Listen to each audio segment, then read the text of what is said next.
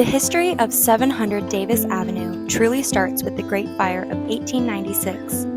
In the early morning hours, Corning citizens woke to a rumbling fire at the local grain elevator and train depot. After hours of firefighting, they headed home to rest before the sun rose. Little did they know, a few hours later, they would be working on putting out another fire at the 700th block of Davis Avenue.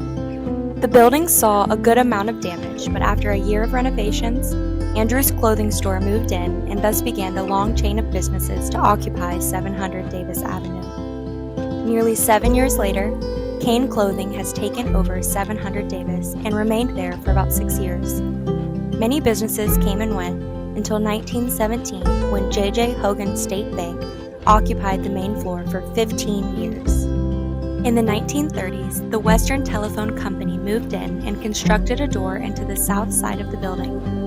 This is where the phone operators would enter for work each day. After a merger in the 1960s, Western Telephone Corporation relocated, and the Corner Cafe moved in until Gadberry's True Value, located next door, bought the space and opened the connecting wall. It remained a piece of Gadberry's until Spotlight School of Dance opened in 2002. In 2017, Spotlight relocated to Creston, Iowa, and Greater Regional Medical Center took over and remains in business at 700 Davis Avenue. The rear of the building was also occupied throughout the years.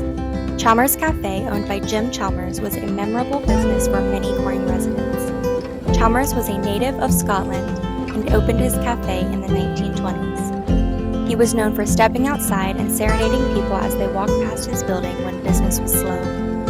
He sold it in 1947 and was followed by another cafe, the Economy Cafe, until 1949. Most residents recall little sitting space inside the cafe, but that was no issue for the Sundstrom Barbershop, later named Means and Sundstrom.